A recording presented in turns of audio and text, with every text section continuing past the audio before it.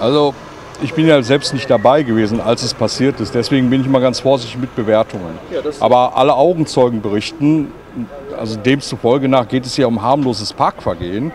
Und ich verstehe nicht, wie es da zu dieser Gewalttätigkeit gegenüber den Menschen gekommen ist. Ich glaube, dass die Polizei hier ziemlich überreagiert hat. Ich habe mir gerade auch mal das Haus angesehen und den Abstand. Da ist genügend Abstand, damit andere Autos durchfahren können. Also ich verstehe nicht, warum die Polizei da so eine große Dringlichkeit gesehen hat, den Menschen zu verweigern, mal 2 Minuten da seinen Kompressor auszuladen und ins Haus rüberzubringen. Das ist mir absolut unverständlich. Was ich aber besonders ärgerlich finde, und das werde ich auch am Montag im Rat der Stadt sagen, dass der Oberbürgermeister meint, er müsse ohne irgendwelche Sachkenntnis zu haben, einfach die Bürger seiner Stadt als asozial zu bezeichnen. Oder Menschen, die hier sind. Hat er den Ort asozial genannt oder den Person? Die Menschen, er meinte die Menschen. Er sagt ja, Leute sind asozial, egal welcher Nationalität. Also er meint dann wohl die Menschen, die hier leben. Das finde ich unmöglich. Er ist der Oberbürgermeister der ganzen Stadt. Also er ist auch der Oberbürgermeister der Menschen, die hier wohnen.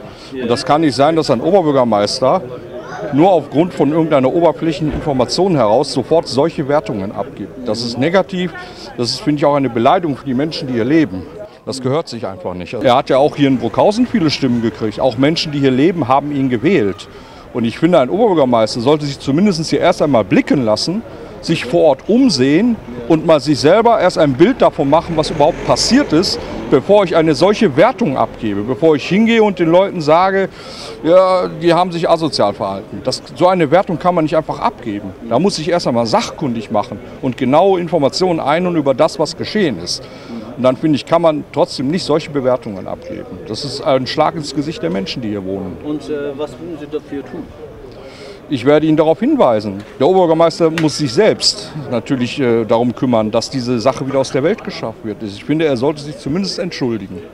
Ich sage mal so, die Stadt und damit auch der Oberbürgermeister hat natürlich die Aufgabe, den Menschen hier so weit wie möglich zu helfen, sich hier zu integrieren und entsprechend Maßnahmen zu treffen. Es ist ja in Bruckhausen noch einiges getan worden. Also dieser Stadtteil ist ja stabilisiert worden mit viel Geld und vielen sozialen Maßnahmen. Aber entscheidend ist natürlich, dass ein Oberbürgermeister den Bürgern das Gefühl gibt, er ist ihr Oberbürgermeister, er ist für sie da. Und dann darf ich nicht hingehen und Teile der Bevölkerung als asozial öffentlich diffamieren. Ich finde, da hat er sich einen ganz schweren Fehler geleistet. Das sollte er einsehen. Ich meine, ich habe die Hoffnung, dass er spätestens am Montag sich dafür entschuldigt. Ansonsten werde ich ihn darauf ansprechen. Evet efendim. Yanımızda bu bölgede görev yapan Beyazıt Cami Yönetim Kurulu Başkanı Sayın Yaşar Durmuş Beyefendi var. Siz bu bölgede görev yapıyorsunuz. Vatandaşımızın olayı daha net anlaması açısından. Burada yaşıyorsunuz. Öncelikle kendinizi bize tanıtır mısınız? İsmim Yaşar Durmuş. 1976 yılından beri Federal Almanya'da ve Bruckhausen'da yaşıyorum. Biz buranın bir aile, artık bir ferti olduk yani. Türk-Alman bir komşu değil, bir aile olduk. Burada insanlar iç içe yaşıyorlar yıllardır. 40 sene civarında. Burada Ditip Yıldırım Beyazıt Cami Başkanlığını yapıyorum. Bu olan olayı kınıyoruz. Yani böyle olmaması lazım. Polisin böyle bir şiddet kullanması vatandaşımıza karşı korkular başladı bizde. Tabii çoluğumuzda çocuğumuzda. Yani polise biz nasıl güvenelim? Gündüz gözünde böyle gelip de aileye saldırması, vurması, şey yapması bunlar bizi üzüyor tabii ki.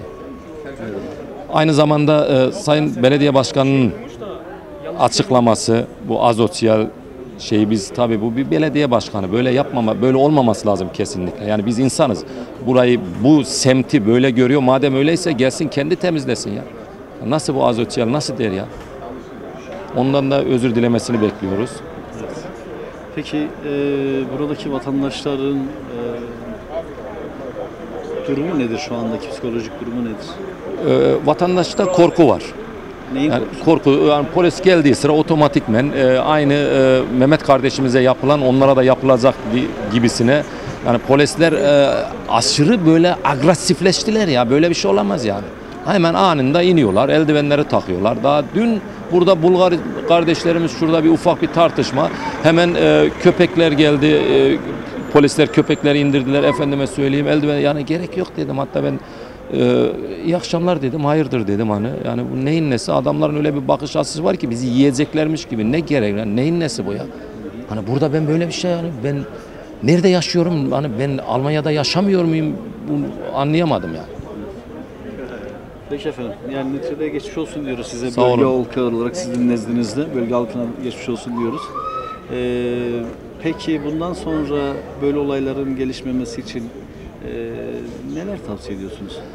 Halkımızı sağduyuya davet ediyorum. Biz bunu aşacağız Allah'ın izniyle. Bugün polis komiseri de geldi. Yani üzüntü duyduklarını kendileri de. Bizim buradaki... Peki ne yapacaklar? Üzüntü duymuşlar da ne yapacaklar yani? Ya biz bunu defalarca izledik, büyüttük, küçüldük. Yani olayı yapan polis, 3 polis Mehmet Kara kardeşimizi tutuklama istiyor, yere indiriyorlar ve diğer o 4. polis bilhassa içeri girip 3 tekme, 2 sağdan bir soldan sallıyor. Yani onlar hep görünümde, yani bunu saklayamazlar. Ve içerideki bu kamera görüntülerinden polisin haberi yoktu. Olsa zaten onu yerinden söker, hiç haberi yok. Aynen. Hiç haberi yok. Ha, bu da bir ne oldu? Bir ders oldu. Bundan Böyle sonra şey, herkes en azından evine bir kamera taksın. Ki böyle olmasını hiç kimse arzu etmiyor. Böyle bir şey olmasını kimse temenni de etmiyor. Peki geçmiş olsun. sağ ol, teşekkür ediyorum. Burada yaşananlar hakkında neler söylemek istersiniz? Ya basının ne kadar çabuk haber alıp haberi yanlış yansıtması, 250 kişinin Bu kadar hızlı haberin yayılmasına rağmen bu kadar canlı yayın, evet, daha televizyonlardan çekilmesine Aynen. rağmen, Evet. Facebook'a düşmesine rağmen yine de medyanın Alman medyası yanlış haber evet. yapmasını nasıl yani? bizi tarif da ediyorsunuz? Bunu mu söylemek istiyorsunuz? ben onu demek istiyorum. Bize üzerinde bu zaten. Hani 250 kişinin polise saldırdığını, burada videolarda da herkes Facebook'larda ve sosyal medyalar diğer kanallarda da gördüler. Bunun hiçbir şekilde doğru olmadığını, evin içerisindeki çekilen kameranın salonda Mehmet abiye yapılan darbı orada hepimiz de gördük.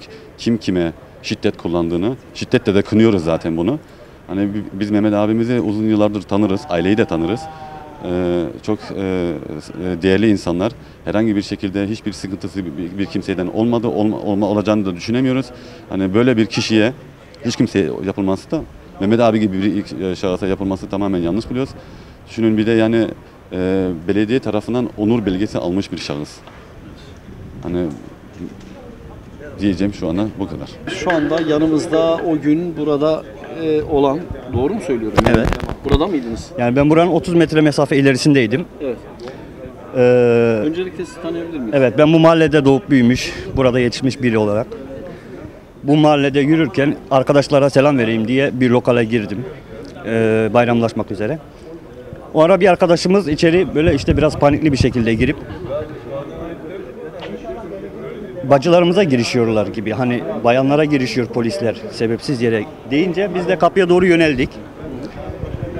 Ben kapının önüne çıktım bir arkadaşla beraber. 2 arkadaştık. Toplam 3 kişi.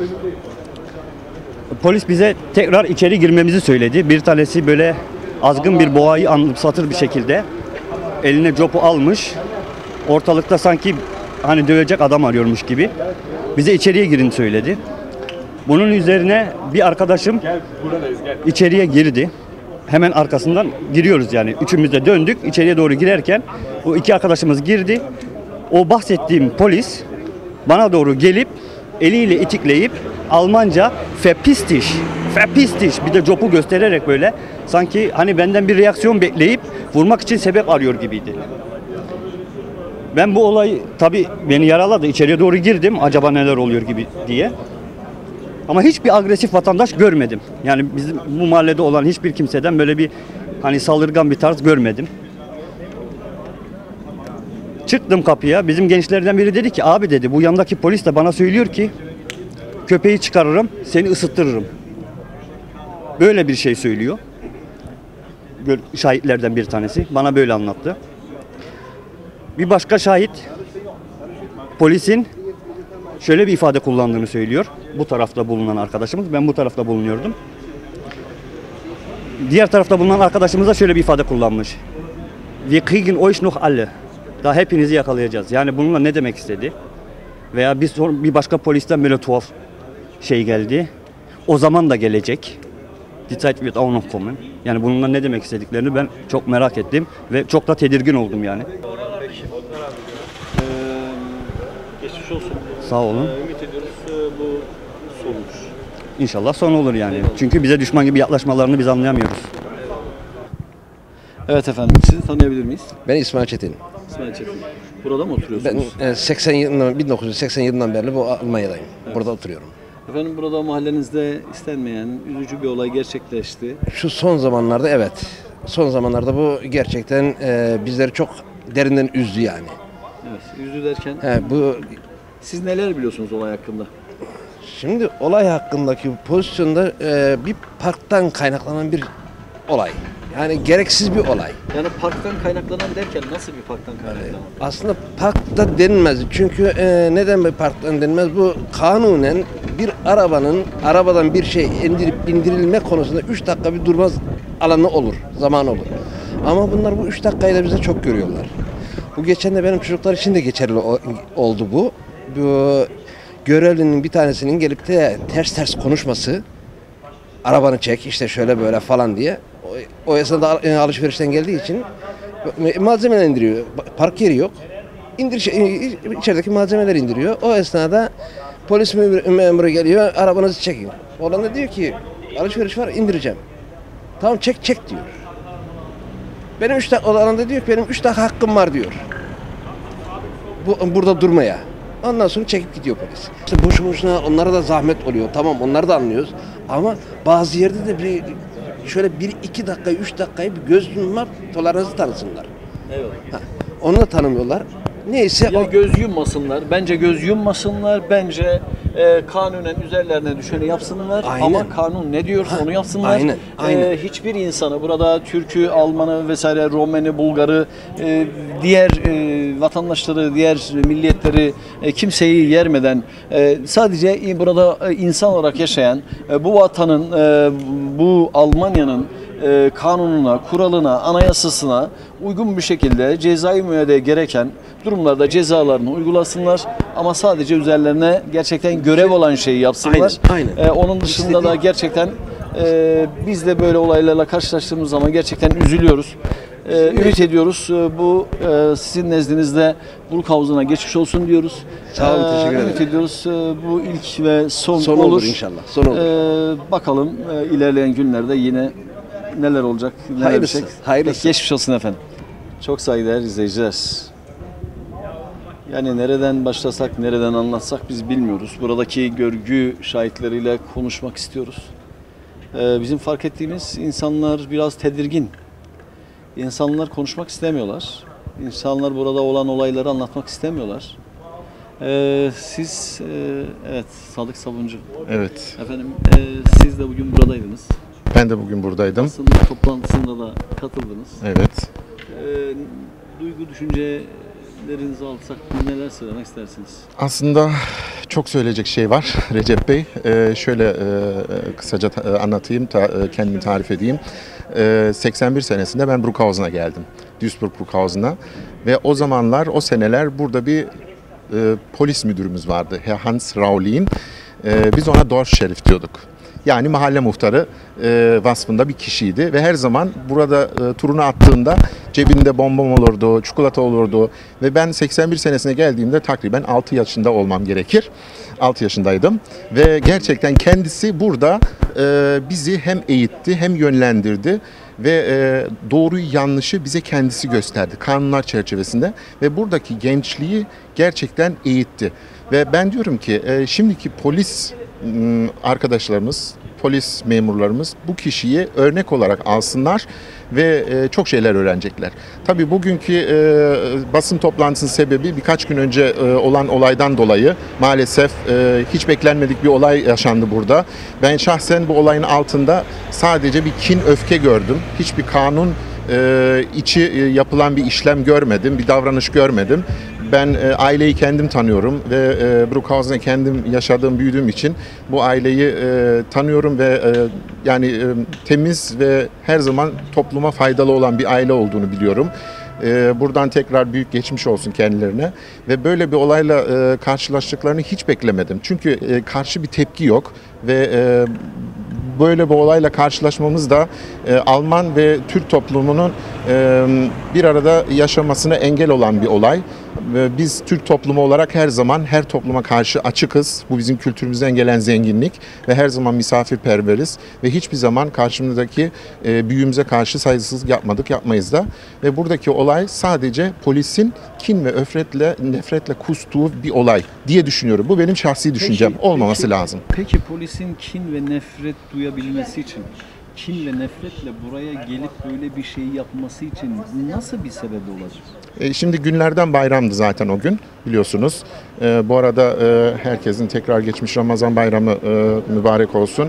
Sizin aracılığınızla vesilesiyle tekrar söylemiş olalım. Burada o gün bir bayram günü. Tabii ki herkesin misafiri geliyor gidiyor. Burada da Duisburg çevresinde park etme imkanı sınırlı maalesef.